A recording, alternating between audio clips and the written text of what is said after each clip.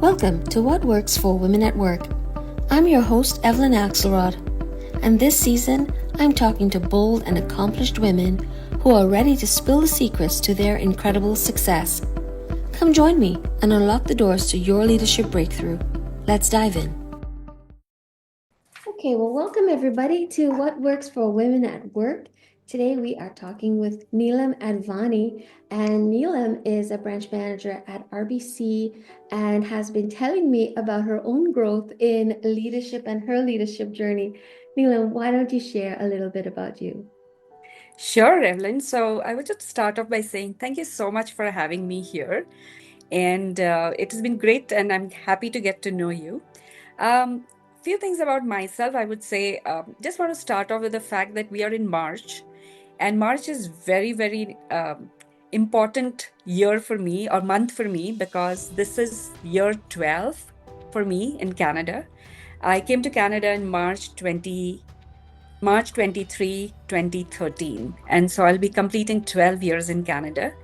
Time when this question is asked to me, tell me something about yourself, I kind of get emotional about it because my journey has been changing careers, changing countries for all the decades that I've been on this planet. So I am originally from Bombay, India, and I started my career as a school teacher. I was a high school teacher and I taught biology. And as luck would have it, my next phase of career when I was in my adulthood, I was in Hong Kong. And I switched industries from teaching to fashion industry. I was in supply chain for 13 years in Hong Kong. It sometimes confuses me whether I'm South Asian or Asian because having lived in these countries for so long, you kind of get caught up and immersed in the cultures that you work and live with. Came to Canada 2013 with the intention of getting back into my industry, which was a fashion industry, because I had set up my career there. I was leading a team of 10, 15 people when I was back in Hong Kong. Had the experience of traveling to various countries around, whether it was Shanghai or Bangladesh or India, of course, or Indonesia as part of work. So was very comfortable in the Asian culture. And when I came to Canada, I thought, of course, I'm going to get into the fashion industry. But as luck would have it, things didn't work out the way I planned. And in spite of my best efforts, the one thing that kept coming up to me was, we'll definitely hire you, but you have to keep going back to China or you have to go work in Hong Kong. And that kind of did not align with the purpose with which I had come to Canada, which was primarily for my son's education. And so quickly I had to make a decision. What do I do with all this skill set? I went through the similar roller coaster of emotions as we have as immigrants to Canada. Am I really valued here? Do I have the skill set to settle into this country? But after a long search and a long wait of 14 months where I was unemployed, went through all the challenges, got rejections for even a receptionist role at a spa, questioning myself, what am I doing here and how can I really get an honest livelihood in this country? Finally, the doors opened for me at this organization, and I was recognized for my transferable skills. And that is the first word that I learned in Canada, transferable skills. And I started my journey as a part time teller with the organization I currently work with. It's been 11 years with the same organization. I have gone through various roles.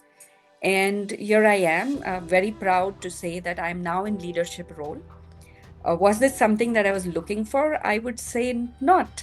But one thing I like to say about Canada is even if it gives you hardships, it also gives you the rewards. And so as I've immersed myself in the Canadian lifestyle and the Canadian workplace, I feel I have been amply rewarded and been given a lot of opportunities to grow. Wow, it sounds like it took a lot of resilience for you, but a lot of continuous learning, a lot of reflection on who you are now, who you want to be now. And that's the beauty of transferable skills. Nothing that you have done in the past will ever be wasted because you will find a new way to use those skills.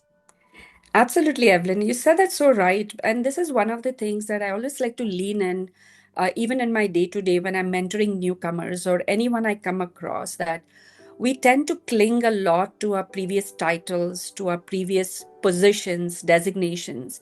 Once all that is taken away from us when we move to a new country, we kind of feel lost. But what we do not recognize or acknowledge is the skills that we have picked up in our career journey, or the soft skills that we have, or the values that we have inculcated coming from cultures and countries that we have grown up with.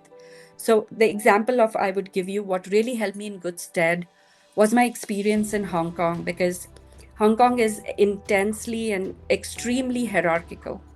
So there is a wide power divide, which as a leader, it becomes easier because you are going to have everybody listening to you because you're in a certain position. Work tends to get easier because everybody shows up to work with the intention of you just put your head down and work. And work ethics are, they are really, really stringent. We work long hours, we work hard. Also, other thing is we don't really wait for praise or recognition.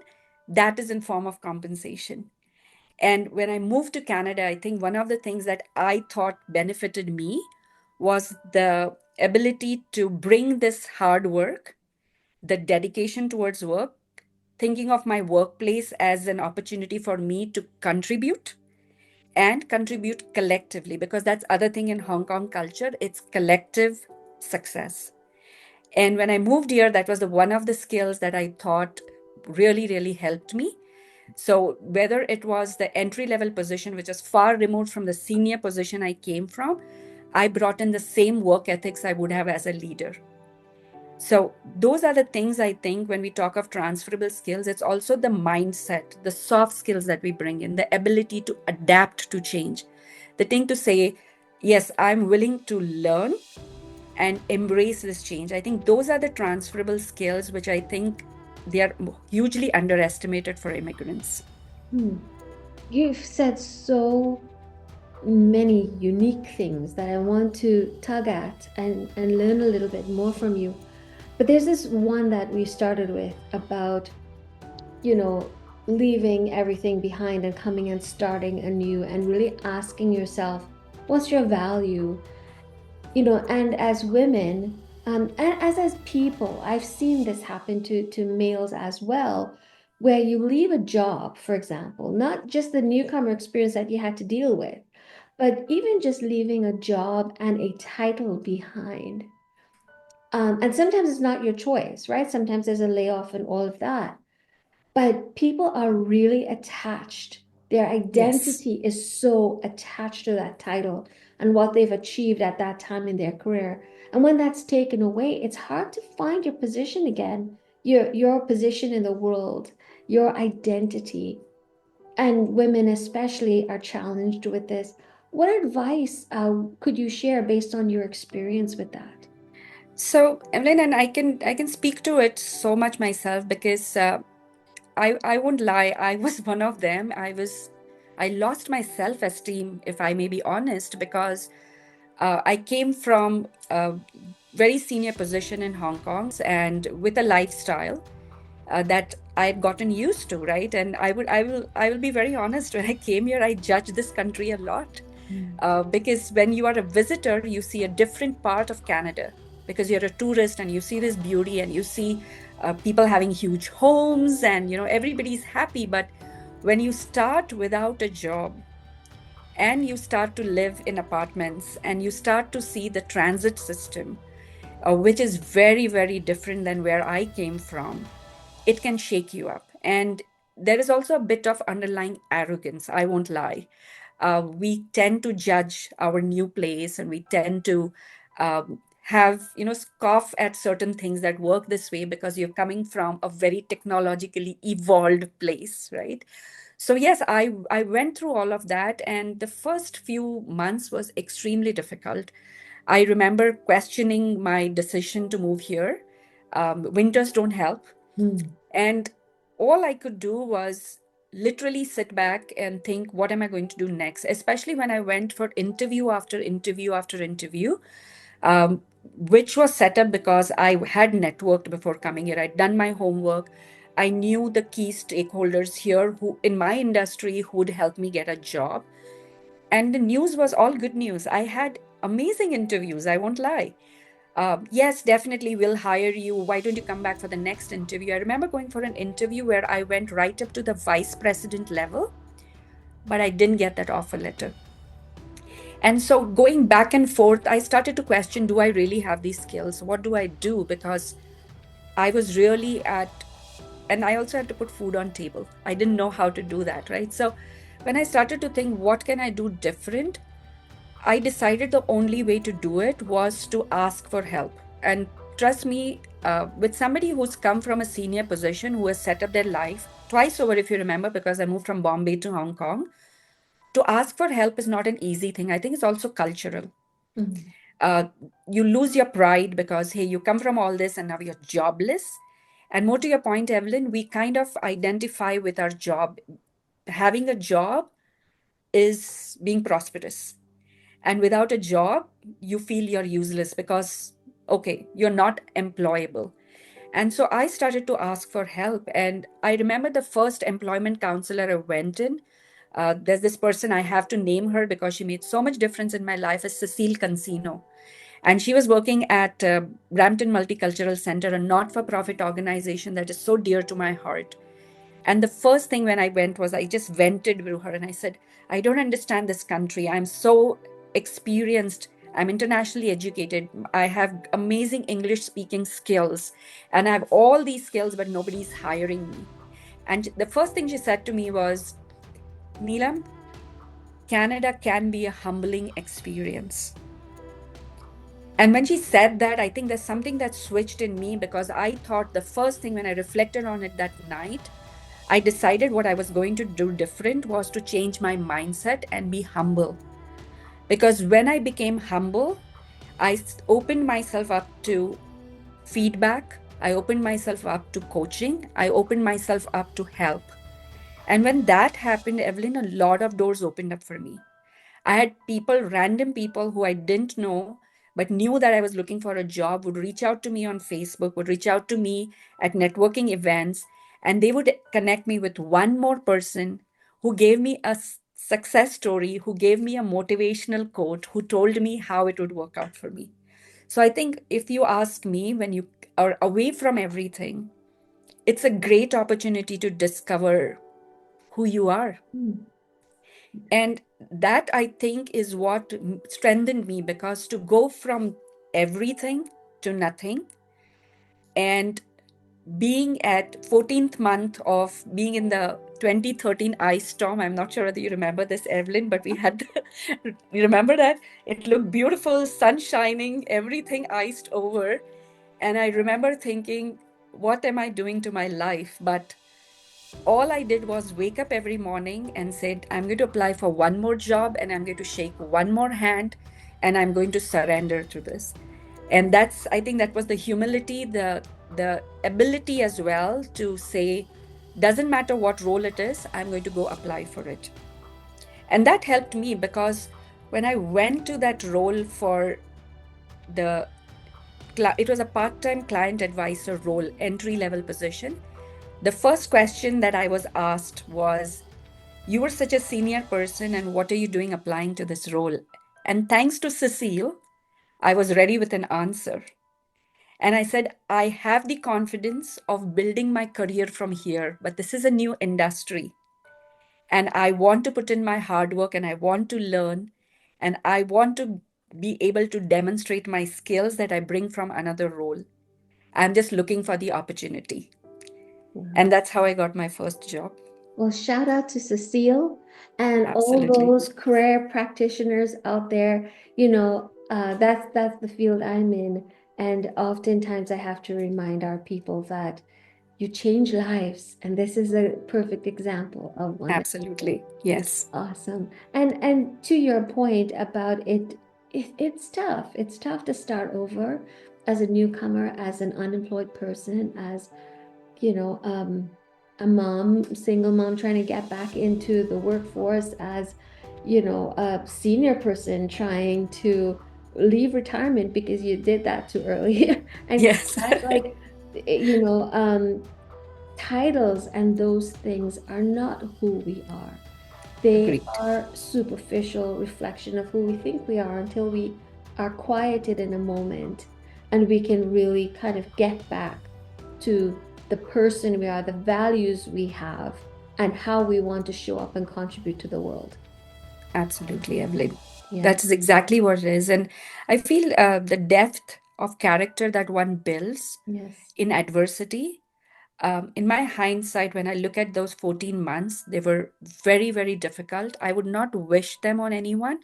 But at the same time, I want to own those 14 months with pride because they built resilience in me. They made me adaptable to change. And I discovered a side of me that I don't think I would have if I hadn't gone through that 14 months. And in hindsight, I also feel it helps me enable other people because of my journey and the lessons I learned in my journey, I'm able to support with empathy so many people who cross my path as newcomers, as internationally educated professionals, and as women, because I know I have had interactions with so many women who have struggled, who have not got the right advice on how to plan their career here in Canada. So I always think when we get adversity, it's two ways. Either it's honing your skills or enabling you to enable others. Mm. So I think there's a noble cause in adversity. Wow. And thank you for sharing your story. And I know it's going to resonate with so many other women who might need to hear you and kind of get some strength to move to the next level as they listen to you. Now, you shared about collective success, and that is interesting to me. Just as a leadership geek myself, collective success, tell me more about that. So I think, Evelyn, a few things that I would just want to share, like because I was a leader in Hong Kong as well. And that leadership was entirely different. There was not much focus on people development. The focus was more about you as a team or you as a department. You're focused on a common goal. Uh, your achievements are achieving those key performance indicators. The reward is, of course, the financial compensation you get. The expectation was doesn't matter, your life is falling apart, you show up to work. So there was not much of value for work life balance. And when I moved to Canada, I think one of the biggest changes that I had to adapt to was this thing about difference between Hong Kong workplace culture and Canadian workplace culture. And Canadian workplace culture is work-life balance. There's it's also individualistic. There is respect for individual success, individual achievements. But when I started evolving into leadership, I found earlier on, even in my entry level position, there was a lot of confusion in my mind with regards to uh, I just want to work hard. I don't want to be involved in any individual thing. I've signed up for this role. I want to do the best for my organization, do best for my boss, and I know I'll be recognized. And so I did the same thing when I came in. I was working long hours. I did not take my breaks. I remember at one time, my one of my managers, she was not very happy with me because I would not take my 15-minute breaks. And it also kind of upset a lot of my colleagues because they thought I was uh, spoiling the work culture, so to speak. And I would scoff at the whole thing and say, but I'm working hard, but I don't need the 15-minute break. I've got the energy to do it. And so for me, it was more about just work, work, work. I started to realize a couple of months actually, 6 months into the role, that this was not really a sustainable strategy. More so because I was upsetting people. That was never my intention. And it really didn't do much for my career or anything that I was doing, except that I was working hard. So I started to learn more by, of course, speaking to people who have been in the industry. And this is where I want to mention Tarannum Khan, because Tarannum was one of the career counselors who I was very fortunate to connect with. And she was the one, and again, this is a person who's outside of my work industry, but has experience about corporate cultures, where she explained to me where career progression was so linked with visibility and also being able to enable others. And so you can take pride in yourself, in your work, but at the same time, you can also bring others along the journey. You don't need to antagonize anybody, right? And so that helped me change my conversations. I started to lean in more about owning my skills, but at the same time, bringing others along on the journey. So my relationship started getting better at work. I took an effort to, even though we were peers, I took an effort to recognize my colleague for what they might have done well, or thanking somebody in our morning huddles to say, thank you because you enabled me, giving them that spotlight, right? And then what that helped, which was I was recognized for as well, that there was an improved teamwork or team spirit because of this R&R that went back and forth. And that was my earlier lesson in collective success, because that is the one thing where in Hong Kong, where you have a collective success because it is focused on a key performance indicator, I adopted the collective success thing to more of people. It was more about bringing everybody along on the journey of feel good, recognizing everybody, and as a team, growing together. So that for me is collective success. And as now being a leader, I've been in leadership now for the last, I think, 4 years, give and take, 4 years in this role and maybe 3 years. So maybe around 7 years of leadership experience in Canada with my organization. I feel collective success is so much more satisfying than anything else, especially for a leader, because that gives me an opportunity to encourage my team. And when I use the word we are on this journey together, it helps motivate our team to know they are not in it alone. We are in it together. And so my nuance of a leadership is more servant leadership, Evelyn. I believe in being in the trenches with my team. I believe in enabling them. I believe in honest feedback, which could also mean feedback for myself. I am not afraid to have that feedback from my team person if that makes it better for interactions or helps him with a better conversation with me, him or her. So I think that is what I mean by collective success. We are in it together. And at the same time, I do have this one caveat to collective success is if things fall apart, yes, I'm going to take fall for it because I will lead from the front in cases of crisis. So success is collective, but yes, I will take a lead when things fall apart and I got your back. So that is the spirit that I want to bring in to any leadership role that I take on. Wow. Wow. There's so much to learn there. And when you said collective success earlier, I couldn't align that with a culture that I'd known Hong Kong to be really Yes. driven, Yeah. really high performance, and there's a ton of burnout Yes. too. But there are pros and cons to each. I mean, when there's a team of people working together, you can achieve more and go further. Yes. But people individually also need to feel recognized, feel good about their work, feel supported. And that's what you've done. I think you've brought the best parts of both together. Yes. I think it was most of it was subconscious way of doing it because I'm more of a leader that feels her way through. And I know Taranum, if she's here, she'll correct me. She says, no, you are as logical as you're emotional. But my leadership is more from the heart. Evelyn, I truly care.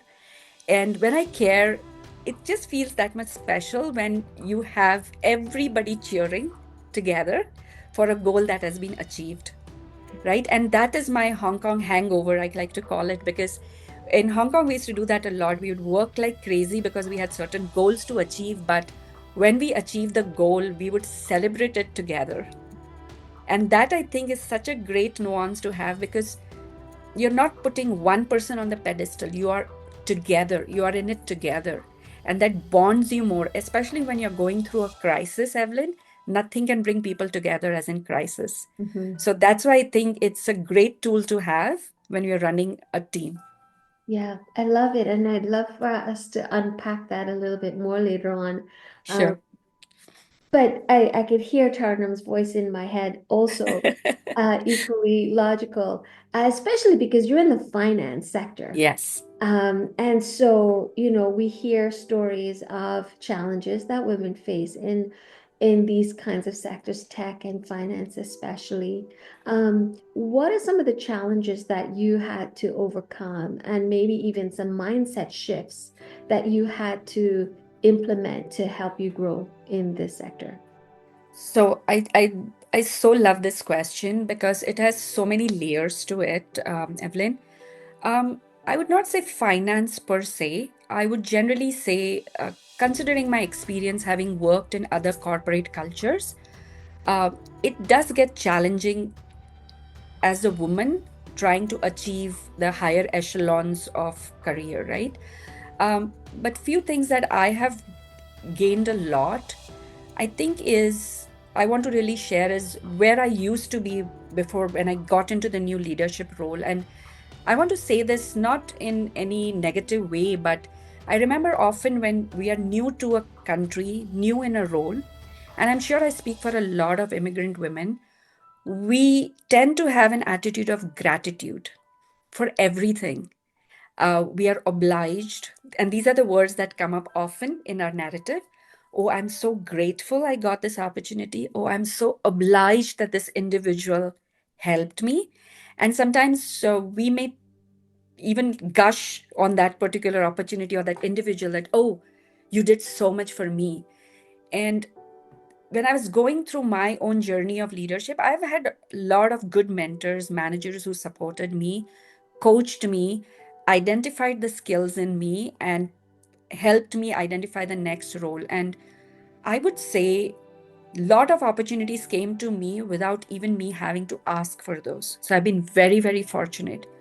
But the mind shift that I had across as I went through the journey, which I think is important to reflect on, is I did not pause enough to applaud my own hard work and my own skills.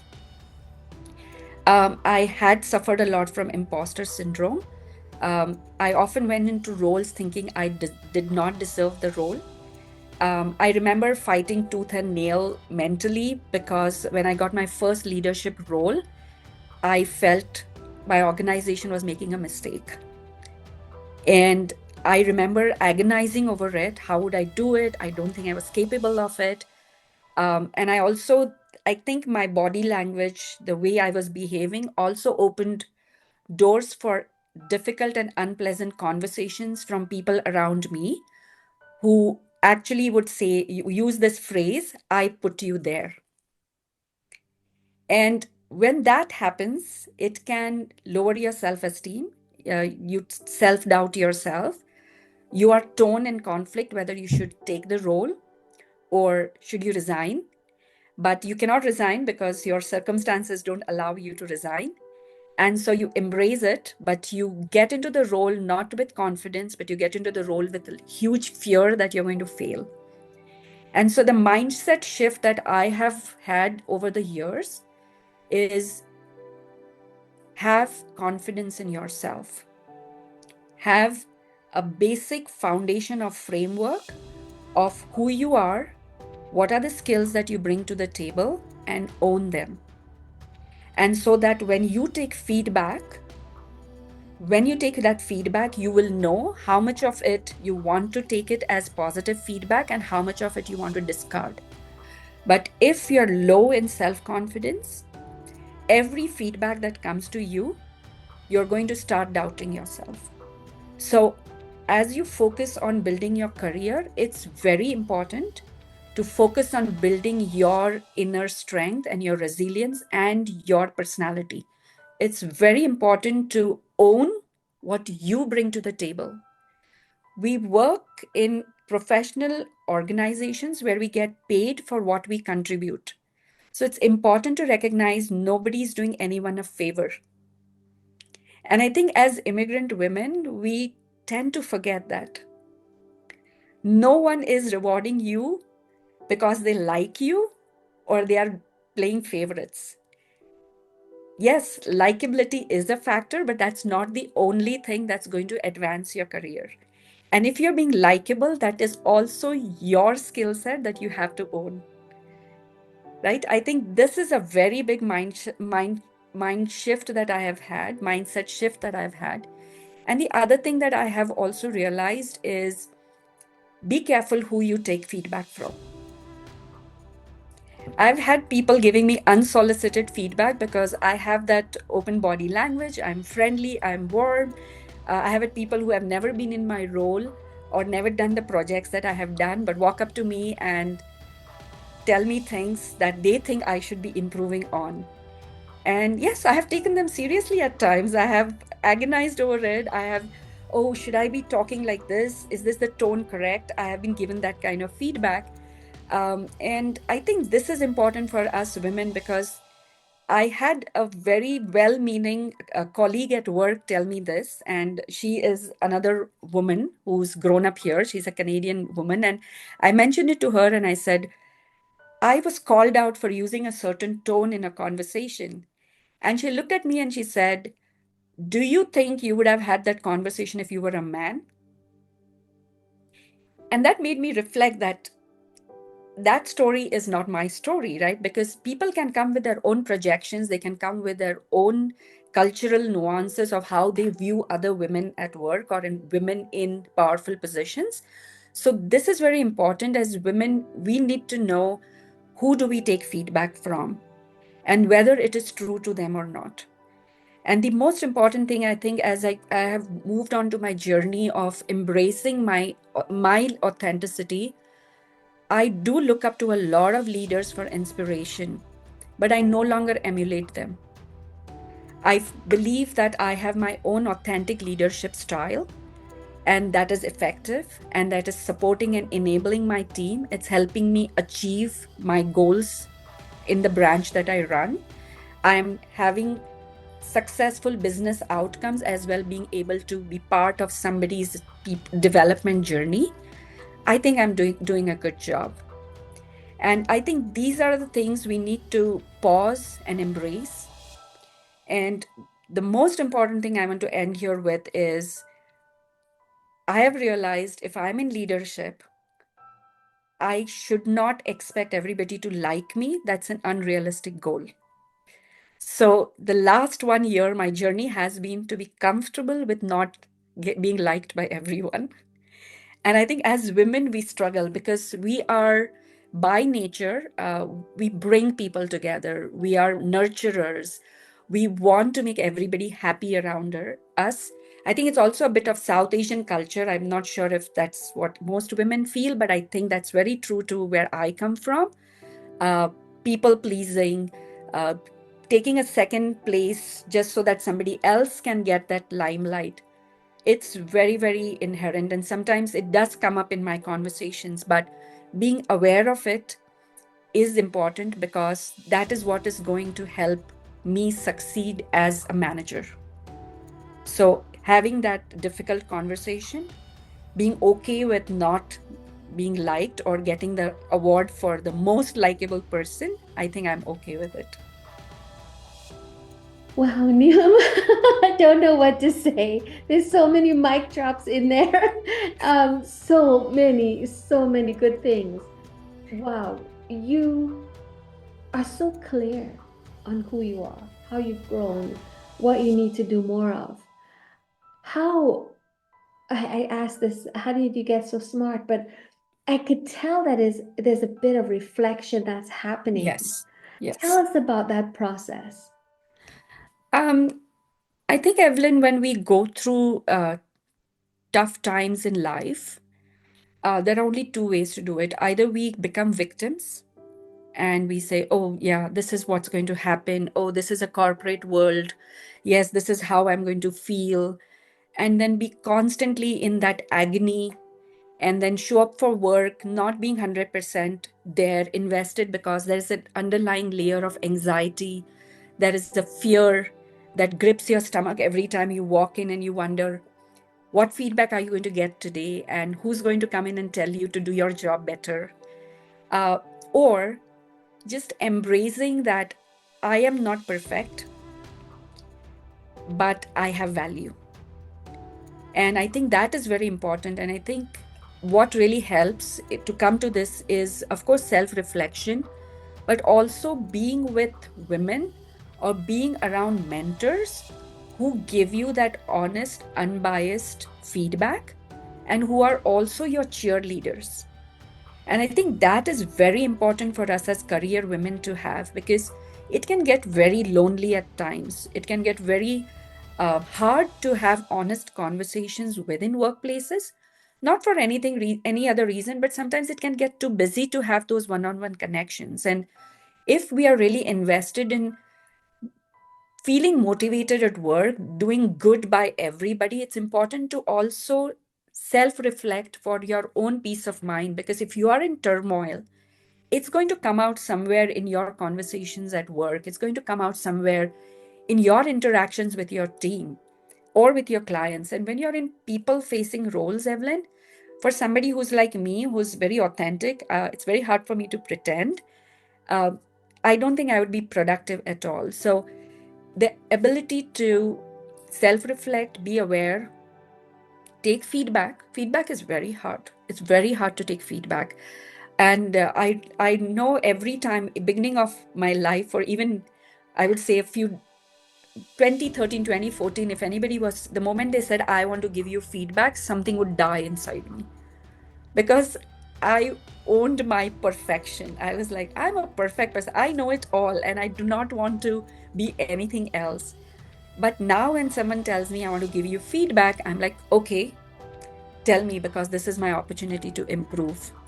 And again, who's the feedback coming from? So having I call them my allies for success. And I have this circle of wonderful women, and Evelyn, I'm so fortunate you would be one of them too, because these are the circle of women who have gone through their experiences, and they come from a genuine place to empower other women. Because I think we are in it together in so many ways. The anxiety that we face, the confusion we have sometimes about, should we do this, be right, or listen to our voice, or what do we do? I think that helps a lot. So I would say, don't be afraid to be vulnerable. It's okay to be vulnerable. It's okay to say, I do not know this, but I will learn. And one of the things that I do at work is I'm always enrolled into, I'm a lifelong learner. So there are always these uh, leadership courses that come into in my organization that I lean into sometimes. And very recently I came across something that was very powerful for me, because normally we don't go to a certain role, or we don't take on a task because we think we don't know it. So more too for finance, like, oh, I don't know finance, I cannot get into finance. But the best way to deal with the unknown is to say, I don't know this yet. And that is so powerful, because that leaves that thing open, that I am smart enough. I don't know it yet, but I will get it eventually. And that is very empowering. So I would say, be vulnerable, be open to feedback, self-reflect. There are so many things that you can change if you want to, right? Because that's for your own benefit. I don't know how to add to what you've said. It's just, it is incredible. This is a really special interview for me. Um, and I love what you said. It's, I don't know yet, but I'm going to learn. Yes, exactly. And I may not be perfect, but I have value. Yes, And that is a wonderful way to wrap this up. It is the key to everything. And we have to surround ourselves with cheerleaders, because there are enough people who try to break us down out there. We have to surround ourselves with mentors, with people who have our back, can be honest with us about things that we need to work on. So we're not trying to just have, somebody tell us we're great all the time. Uh, those absolutely. those people who truly have our back will tell us when we need to show up differently, what we need to work on. But those are the people who are going to help us succeed. Well said, Evelyn. And I think that's also one of my purposes when I'm invited for talks like this, is I want to share this story with so many of our kind, our women who struggle but mostly I would say everybody who comes to this country and they struggle with finding their spot here in the limelight. It's hard. It's hard, but I will just end this by saying it's rewarding and it's important to adapt and embrace change. So I think that will hold all of us in good stead if we are open to change. Wow. Well, I cannot thank you enough for all the lessons you've learned, you've taught us today. We're going to have to play this over and over again to kind of capture all the things you shared with us. Thank you so much. Look, how can people follow you, connect with you? Tell us how we can reach out to you because I'm sure people will want to. Yeah, so Evelyn, while I'm a branch manager by day, I always say I moonlight as a newcomer advocate. That is my part-time job that I'm very passionate about. So anybody, LinkedIn is the best way to reach out to me. I always say DM me, send me a connection request with a short message. I'm happy to have a one-on-one chat with you if you're struggling with understanding how to navigate the workplace here in Canada, networking opportunities. I'm also an expert in cross-cultural communication. A few of the nuances that I have embraced moving from country to country, which has helped me a lot, is understanding the cultural aspect of a workplace. Working in a diverse Canada or Canadian workplace can be confusing because we bring in two flavors, one from our own home country and the one that we have adopted here. So if you want to know more about that, please do reach out. Yes, a lot of people reach out to me for jobs. I do not hire directly, but there is a process to it, and I'm happy to enable anybody who has questions about how to get hired. Always happy to do that. Thank you. Thank you, Neelam. And thanks everyone for listening. I know that there's something in here for you. If you are wanting to talk and share a little bit more about what you've heard Neelam share, reach out to us. Let's continue the conversation. This is how we're going to accelerate change. This is the month of International Women's Day, Women's History Month in North America.